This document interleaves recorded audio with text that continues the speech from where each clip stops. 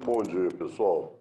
Hoje nós vamos dar continuidade aos estudos de genética, falando do próprio criador da genética, Gregor Mendel.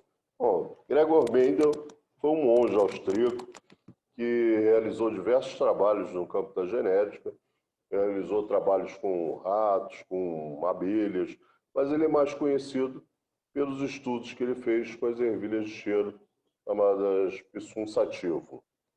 Bom, entre outros méritos de Mendel, o principal é que ele trabalhou com métodos estatísticos e por isso mesmo ele não foi reconhecido à sua época. Ele publicou seu artigo por volta de 1865, seu principal artigo, e publicou apresentou em feiras, publicou em revistas de outros países. Só que à época as pessoas acharam que aqueles estudos não tinham nenhum valor. Bom, a partir de 1900, três cientistas trabalhando em países diferentes chegaram à mesma conclusão que Mendel, e reconheceram Mendel como o primeiro autor dos trabalhos em genética. As leis que Mendel fundamentou são utilizadas até hoje, são a base da genética até hoje. Logicamente, a genética evoluiu muito posteriormente, né? Hoje nós temos aí diversos estudos na área de genética. É a área, na realidade, que mais recebe aporte financeiro para pesquisas, essa área maravilhosa da biologia. Bom, por que Mendel utilizou da ervilha de cheiro? Primeira grande propriedade da ervilha de cheiro é o fato dela ser hermafrodita, ou seja, ela possuir os dois sexos em um mesmo organismo. Isso facilitou em quê? Bom, imagina que você quer criar um ser que tenha só a característica dele mesmo. Hoje nós temos uma ciência que trata disso, né? A clonagem.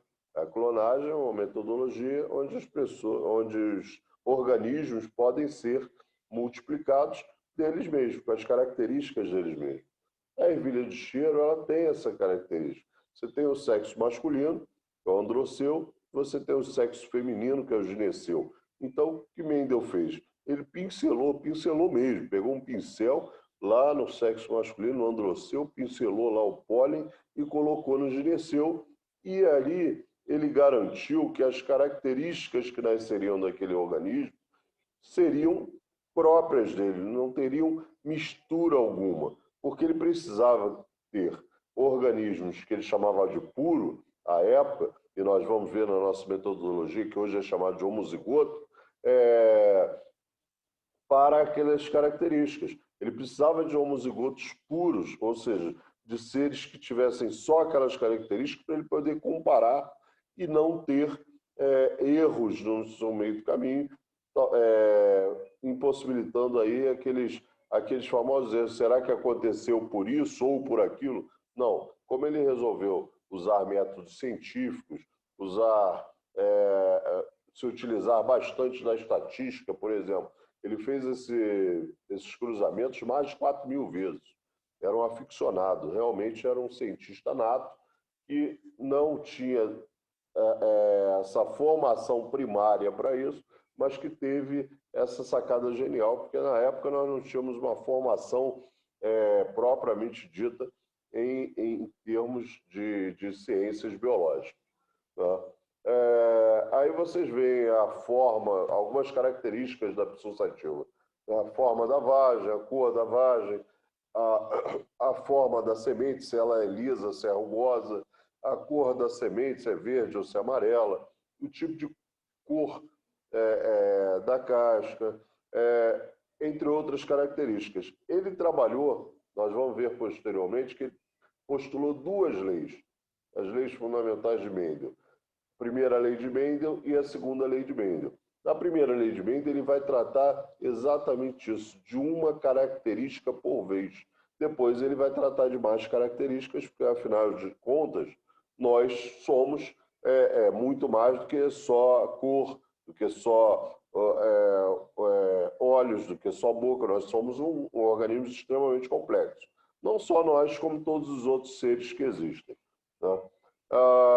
Falando de uma nova ciência, nós temos que falar também do jargão dessa nova ciência, ou seja, da linguagem dessa nova ciência, para que nós possamos compreender os processos que nela ocorrem. Bom, e aí tem um resuminho, um mapa mental, na realidade, falando de alguns dos conceitos da genética. Por exemplo, caráter é o aspecto morfológico ou fisiológico do indivíduo, ou seja, é aquilo que a gente vê no indivíduo, né? Gene é a menor unidade hereditária, é a menor unidade que pode fazer com que haja uma transmissão de caracteres.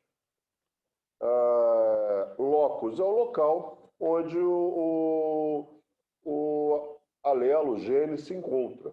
Tá? O plural de locus chama-se loci, é escrito com L-O-C-I, tá? Porque isso é latim. Cromossomos homólogos são aqueles que carregam os mesmos alelos, ou seja, genes que têm as mesmas características, o mesmo caráter. Tá? Obviamente, você recebe um cromossomo do seu pai e um cromossomo da sua mãe. Caráter dominante é aquele que sempre se manifesta, seja em doses simples, e aí, de uma forma didática, nós tentamos passar para vocês que existe o famoso Azinho e Azão, né? Ou seja, um A de caixa alta representa o dominante, o A de caixa baixa representa o recessivo. Obviamente, vocês podem usar qualquer uma das letras do alfabeto. Isso é apenas uma forma que nós encontramos de ficar mais palpável e ter menos abstração em relação a essa ciência. Então, vamos colocar que nós tenhamos um azão. Então, nós temos o dominante. E o recessivo vai ser aquele que só vai se manifestar em dose dupla, ou seja, quando ele tiver azinho, azinho, quando ele tiver com duas letras A de forma minúscula, ok?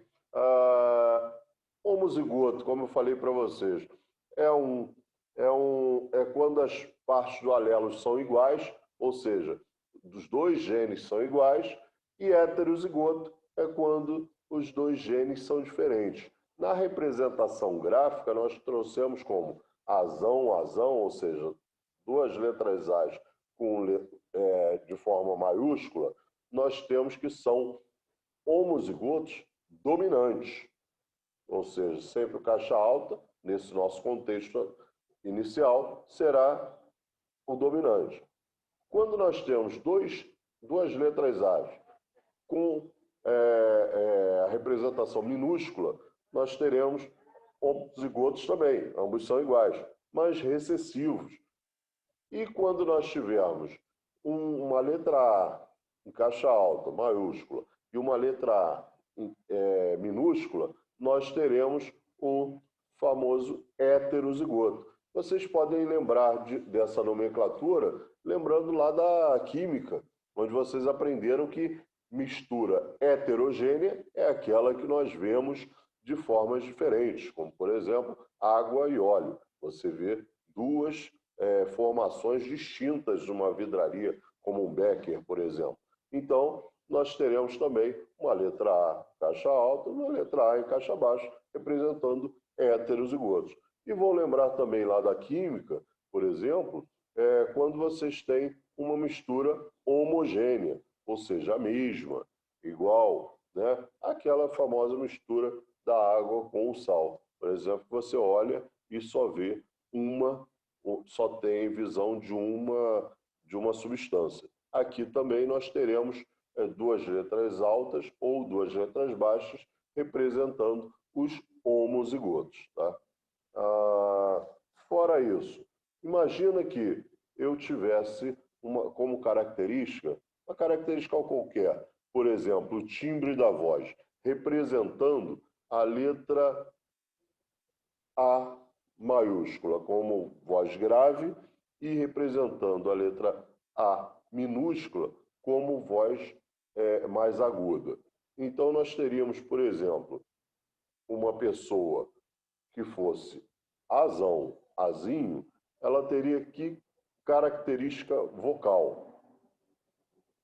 Ela teria a característica vocal grave, porque o azão vai ser sempre dominante, ele vai ser sempre se manifestar em relação ao A minúsculo. Agora, para uma pessoa ter uma característica vocal aguda, ela teria que ter qual constituição genética, qual genótipo?